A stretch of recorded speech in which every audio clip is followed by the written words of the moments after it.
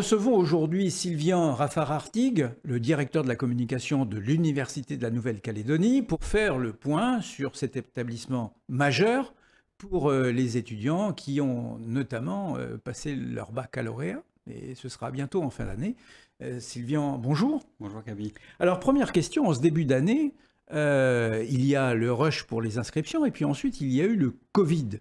Donc pour une nouvelle fois, puisque l'événement s'est produit également en 2020, quel a été le niveau d'inscription en début d'année et les incidences du Covid analysées par vous? On avait eu un signe avant-coureur au Salon de l'étudiant l'an dernier, où on avait reçu 2000 visiteurs de plus. Donc c'était déjà un signe qu'on avait un frémissement et on l'a constaté à la rentrée. On a cette année autour de 3500 inscriptions, alors que d'habitude on tourne autour de 3000. Donc 500 de plus, voilà. Considérable. Oui, ça veut dire qu'il faut pousser un peu les murs. Mais bon, on n'a pas de problème de capacité d'accueil, mais bon, c'est une question d'organisation quand même. 500, c'est pas rien. Et par exemple, sur les licences, on constate près de 25% d'augmentation sur les inscriptions. Et donc, l'analyse est simple, ce sont des étudiants calédoniens qui ont préféré rester sur le territoire plutôt que de partir en métropole ou ailleurs où existait un risque Covid. Oui, très probablement. On voit qu'à chaque confinement qu'il y a eu en métropole, les difficultés que ça a posé pour amener les étudiants. On a constaté aussi la détresse psychologique dans laquelle se trouvaient les étudiants en métropole qui étaient enfermés dans leur chambre étudiante à faire des cours en ligne en permanence. Oui, la détresse des parents, je suppose. Et des parents également. Donc c'est clair que dans ces conditions, les familles et les jeunes, ils ont préféré, on va dire, assurer le coup et faire un début de parcours en études supérieures en Nouvelle-Calédonie. Puisque l'offre de formation supérieure en Calédonie est riche, notamment à l'UNC, mais pas seulement à l'UNC. On le verra au salon de l'étudiant qui va arriver bientôt. En tout cas, voilà, le Covid a eu un impact, c'est clair, sur les mobilités étudiantes et sur les départs d'étudiants qui sont quand même, bon an, mal an, assez nombreux. Et nous, on le constate en milieu d'année, là, vers le mois de juin, où on a un taux d'abandon qui est relativement élevé dans certaines sections au moment des départs des étudiants qui s'inscrivent en février, qui ensuite poursuivent en métropole. Alors cette année, en milieu d'année. Qu'est-ce qui se passe? On est au mois de juin. La France a libéré pratiquement ses populations des contraintes les plus dures du Covid. Entre le nombre d'inscriptions en début d'année et aujourd'hui, ce que vous constatez au mois de juin, les départs, c'est quoi? On n'a pas de gros signes de départ massif. Ouais, il y a le variant Delta. Ouais. Il y a toujours des départs, hein. Il y a des étudiants qui ont fait le choix, ou alors qui ne trouvent pas dans l'offre de formation de l'UNC ou des lycées le master, ou en tout cas la formation spécifique qu'ils recherchent. Même si, encore une fois, localement, on a quand même un choix qui est assez étendu. Mais il y a quand même des départs, mais qui sont beaucoup moins nombreux que d'habitude, hein. On le voit clairement. Alors, est-ce qu'il y a eu, en fonction de la demande supérieure, plus 500 étudiants en début d'année, est-ce qu'il y a eu des problèmes au niveau des enseignants? Est-ce qu'il y avait assez de professeurs d'université pour répondre à cette demande? Globalement, on peut répondre à la demande parce que les plus gros effectifs, par exemple, ça va être la licence SVT où ils sont autour de 300. Donc on dédouble les classes, hein, pour les TP, etc. Mais il y a des cours en amphi, mais le plus grand amphi que nous ayons à l'UNC fait 400 places. Donc bon, sur ce plan-là, on n'a pas eu de problème. Ça a été un problème surtout d'organisation. Donc il a fallu dédoubler des groupes classes, il a fallu ajouter des heures d'enseignement aux enseignants-chercheurs, mais on a pu s'adapter. Alors, les professeurs, il y a aussi des vacataires. Oui. Est-ce qu'il y a une augmentation du nombre de vacataires? Alors, les vacataires sont essentiellement locaux. Enfin, oui, ça me paraît évident, mais je vous pose la question. L'Université de la Nouvelle-Calédonie, c'est autour de 400 vacataires quand même, hein, par an. 400 vacataires, c'est très important sur une population d'enseignants Donc les personnels titulaires, on va dire qu'on est autour de 260-270 qui se découpent à peu près à moitié-moitié entre les enseignants-chercheurs, enfin la partie recherche et la partie administration, enfin la partie enseignement-recherche et la partie administration. Donc on a à peu près 130, 150 enseignants-chercheurs qui sont chargés des cours, qui sont les titulaires, donc les professeurs d'université et les maîtres de conférences. Et ils sont renforcés par environ 400 vacataires par an qui viennent en général des entreprises, qui sont des professionnels et des experts de leur domaine et qui viennent compléter les cours académiques. C'est très important, donc c'est des enseignants locaux.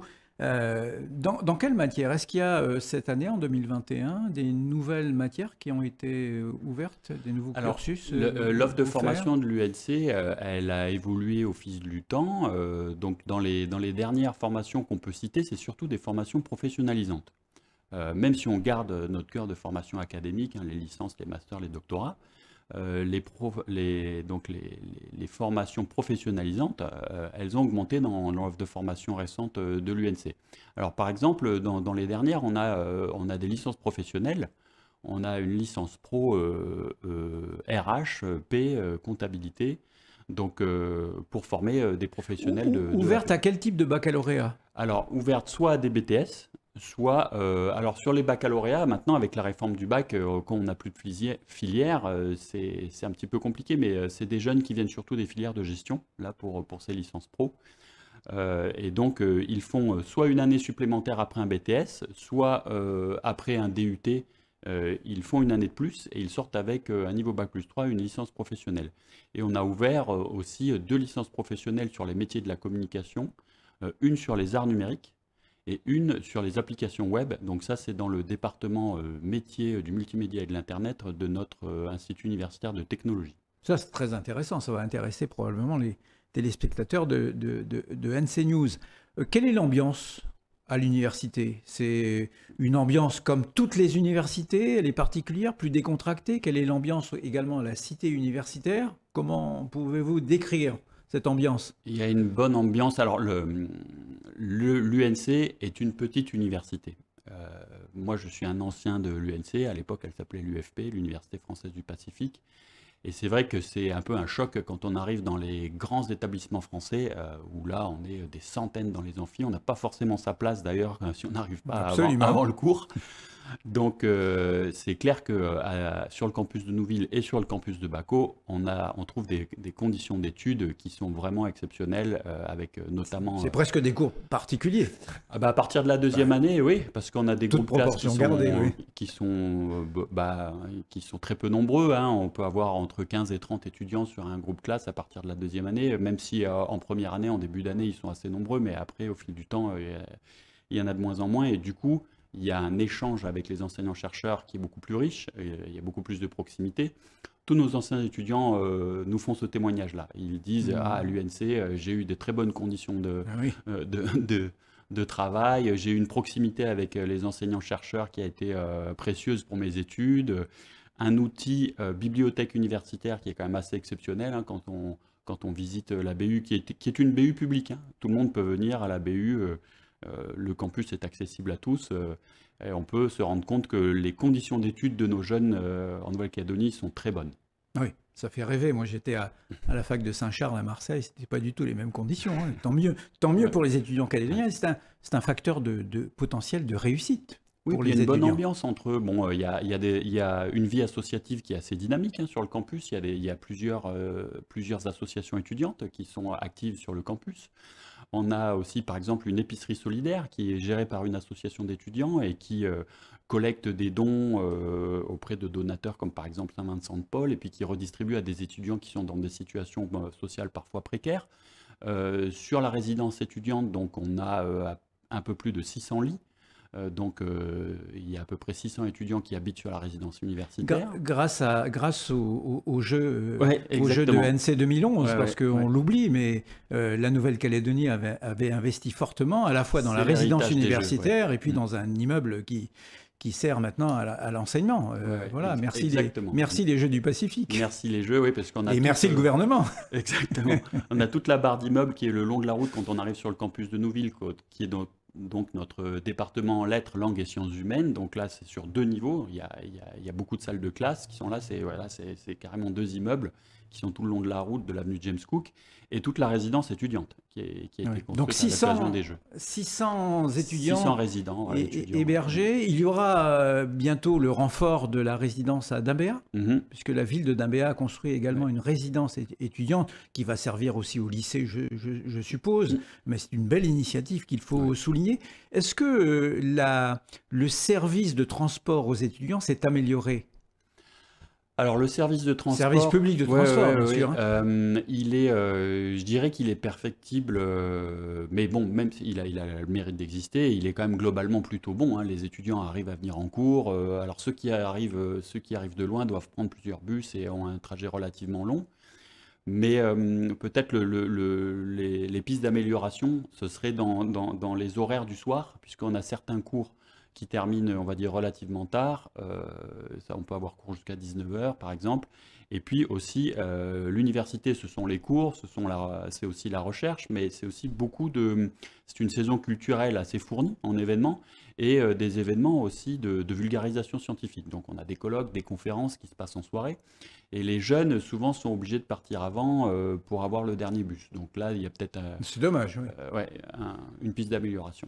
Est-ce que vous pouvez nous dire deux mots sur le campus de Koné, qui c'est pas le moindre des sujets? Ouais. Campus de Koné, c'était une grande fierté pour tout le personnel, hein, d'inaugurer ce tout nouveau campus. Donc c'était le 17 juillet 2020, en présence de nombreuses personnalités. Donc c'est une étape importante pour le développement de la Calédonie. Moi, j'ai souvent l'habitude de dire que l'UNC, enfin en tout cas l'Université de Nouvelle-Calédonie, elle est apparue dans le paysage calédonien en 1987-1988. 87 pour le décret de création et 88 la première rentrée. Et c'est une époque assez troublée pour la Nouvelle-Calédonie. Et donc un pays qui était en demande de son émancipation ou de son autonomisation, voire de son indépendance, on a offert une université. Et là, l'étape qu'on vient de franchir, ça a été d'ouvrir ce campus sur Bako pour pouvoir permettre à des jeunes qui étaient trop éloignés en fait, du centre universitaire sur Nouméa de poursuivre leurs études. Et on a vu avec l'ouverture de cette antenne universitaire à Bako qu'on avait beaucoup de jeunes qui étaient en situation de reprise d'études, et notamment des jeunes mamans, qui avaient dû mettre un terme à leur projet d'études supérieures pour pouvoir se consacrer à leur famille, et parce qu'elles ne pouvaient pas venir sur Nouméa. Et là, le fait d'avoir un lieu d'études sur Bako, ça permet d'ouvrir le champ des possibles pour ces jeunes-là. La population étudiante à Bako est importante? Alors pour l'instant, on a une centaine d'étudiants. Et le campus est dimensionné pour aller jusqu'à 200 à 400 étudiants. Déjà, sans construction nouvelle, Oui, il est conçu, déjà, il est conçu ainsi. il est conçu ainsi, voilà. Alors, l'université a des relations avec des partenaires à l'extérieur de la Nouvelle-Calédonie. Est-ce que vous pouvez nous en dire deux mots? Alors, il y a également les parcours universitaires par Erasmus notamment. Voilà, quelles sont les capacités d'échange entre l'Université de la Nouvelle-Calédonie, d'autres établissements universitaires ou pas universitaires d'ailleurs, et quelles sont les possibilités offertes aux étudiants de l'UNC? Oui, sur la partie internationale, c'est vrai que donc l'université, c'est l'enseignement supérieur, la recherche et le rayonnement. C'est vraiment dans ses missions. Et c'est d'ailleurs dans les statuts de l'université, dans l'article 1, il y a aussi un article qui vise le rayonnement francophone. Ça t'intéressera, Gabi. Oui, oui, oui. Et donc, sur la partie partenariat international, donc on fait le job, hein, c'est-à-dire qu'on a développé un réseau de partenaires. Donc en tout, on a une quarantaine d'universités partenaires. On en a 8 sur la zone Australie-Nouvelle-Zélande. Donc notamment, je peux citer l'université Victoria de Wellington. Et vous avez des échanges avec, voilà. avec Alors, ces partenaires? ces partenariats, c'est soit pour de la mobilité étudiante. Donc on a une commission des relations internationales qui tous les ans octroie des bourses et donc envoie des étudiants en mobilité chez un de nos partenaires. On a aussi le très connu programme Erasmus+. Donc pour lequel l'UNC est accrédité en tant qu'université française et donc reçoit des étudiants européens et envoie des étudiants calédoniens en Europe au titre de ce programme Erasmus. Des déplacements qui sont entièrement pris en charge par le programme? Alors, il y a des déplacements qui sont pris en charge par le programme, exactement, dans le cadre d'Erasmus. Et puis quand on est hors programme Erasmus, on a une commission, nous, à l'université, au sein de laquelle on étudie les situations des étudiants. Et ceux qui ont des problèmes économiques pour faire une mobilité, on peut les aider en direct, c'est-à-dire que l'université a un budget pour aider les jeunes à faire des mobilités étudiantes. Est-ce que les étudiants qui profitent de ces opportunités sont nombreux? Alors, c'est hors situation Covid, hein, parce que là, évidemment, on a dû mettre un frein à ça. On doit se reporter à 2 ans, quoi. Voilà. C'est autour d'une centaine d'étudiants par an qui bénéficient de ces programmes de mobilité. Et dans les effectifs étudiants de l'UNC, on compte environ 10% d'étudiants étrangers, hein, donc pour à peu près entre 300 et 400 étudiants étrangers. Alors, beaucoup d'entre eux sont des Vanuatais, Mais pas que, on trouve aussi des gens qui viennent du Luxembourg, d'Italie, de Corée du Sud.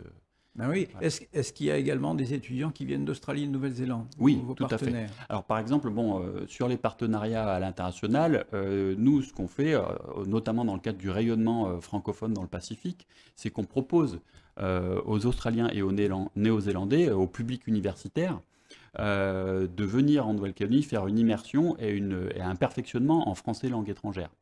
Donc, ce qu'on a organisé régulièrement, c'est par exemple des stages, mais vraiment des stages certifiants, avec notre école supérieure du professorat et de l'éducation, de profs de français australiens et néo-zélandais qui viennent en Nouvelle-Calédonie faire un stage de perfectionnement. Et donc, ils ont une partie théorique, une partie en immersion dans les établissements scolaires du vice-rectorat avec lesquels on est en partenariat.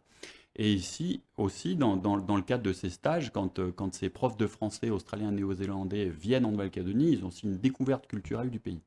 Bravo pour cette action en faveur de la francophonie dans le Pacifique. Le mandat du président actuel va bientôt s'achever. Il y a donc un conseil d'administration dans les jours à venir qui va être renouvelé. Est-ce que vous pouvez nous en dire deux mots? Oui, alors ce que les gens connaissent pas forcément, c'est le fonctionnement de la gouvernance d'une université donc les universités sont de très vieilles institutions, hein, qui sont quasiment millénaires. Donc la tradition universitaire et le code de l'éducation veut que l'université, c'est la démocratie interne qui désigne ses représentants. Et donc c'est une élection au sein du conseil d'administration. Donc l'université, dans un premier temps, renouvelle son conseil d'administration. Ça se passe le mardi 13 juillet, donc très bientôt. C'est-à-dire la semaine prochaine. Voilà, c'est ça. Et ce nouveau conseil d'administration éliera en son sein un nouveau ou une nouvelle présidente pour un mandat de 4 ans, renouvelable une fois. C'est comme les Américains, comme les présidents américains, ils peuvent faire 2 mandats de 4 ans. Oui, est-ce que le président actuel peut solliciter un renouvellement de son mandat? Alors, M. Lagadec, il a fait 2 mandats déjà, hein, donc statutairement, il ne peut pas être candidat à sa succession. Donc il y aura un ou une nouvelle candidate. Oui. Un ou une nouvelle présidente. Voilà, c'est ça. Et donc, M. Lagadec viendra présenter son bilan, mais on sort de 8 années très riches en projets. C'est ce que je comprends au travers de ce que vous dites. Oui. Très riches en projets, en construction. On peut en citer quelques-uns emblématiques, hein. Il y a eu la construction de ce grand centre de recherche et de pédagogie innovante pour un budget de 2 milliards quand même. Avec un apport d'un don au titre de la fondation universitaire par l'OPT, qui a équipé notamment au niveau des équipements numériques de ce centre de recherche et de pédagogie innovante. Donc ça a été un développement majeur pour le campus de Nouville. Il y a eu bien sûr la construction du campus de Baco pour un budget d'autour de 600 millions CFP également. Et il y a eu énormément en fait de projets de recherche, de projets pour lesquels l'université a été labellisée au niveau national ou international, où elle a reçu des fonds de programmes de recherche et de développement et d'innovation. Donc ça a été des mandatures très riches, et on peut y citer également aussi des publications scientifiques de nos chercheurs sur des problématiques de recherche typiquement calédoniennes et océaniennes, qui ont été publiées dans les grandes revues scientifiques du monde. J'en ai vu une dans la revue Lancet régionale. Oui, exact, hein, Lancet, sur les problèmes d'habitude de vie des jeunes dans le Pacifique, qui mènent notamment aux maladies non transmissibles. Il y a eu aussi dans la revue Nature, dans la revue Science, donc qui sont des grandes revues de référence dans le monde scientifique. Donc on est très fiers d'avoir été publiés dans ces revues. Oui, vous pouvez l'être. Alors, qui finance tout ça? Parce que parler de 2 milliards d'investissements, 600 millions, un corps professoral étendu, un fonctionnement qui est probablement coûteux. Qui finance l'Université de Nouvelle-Calédonie? Alors l'Université de la Nouvelle-Calédonie est un établissement, est un opérateur de l'État. C'est une université française, comme toutes les autres universités, hein, comme l'Université de Montpellier, de Strasbourg, de Paris, etc., qui est sous la tutelle du ministère de l'Enseignement supérieur et de la Recherche et de l'Innovation. Hein, donc c'est Madame Frédérique Vidal, notre ministre de tutelle.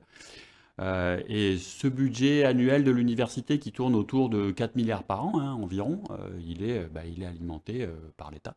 Il est financé par l'État. Bien, donc on peut dire que le prochain ou la prochaine présidente de l'Université de la Nouvelle-Calédonie va devoir faire face à deux situations différentes après le 12 décembre, puisque le 13 décembre, la Nouvelle-Calédonie sera peut-être indépendante ou peut-être toujours un territoire de la République. Dans un cas comme dans l'autre, la situation est différente. Le document de l'État l'a clairement indiqué. En cas d'indépendance, eh bien, l'université de Nouvelle-Calédonie ne sera plus. Les enseignants, les fonctionnaires de l'État devront être nommés ailleurs. La Nouvelle-Calédonie devra rechercher les voies et moyens pour avoir son propre institut d'enseignement supérieur. Et dans le cas inverse, eh bien, l'UNC poursuivra sa mission qui ne cesse de se développer depuis toutes ces années. Sylvian Raffarin-Hartog, merci. Merci Gabi.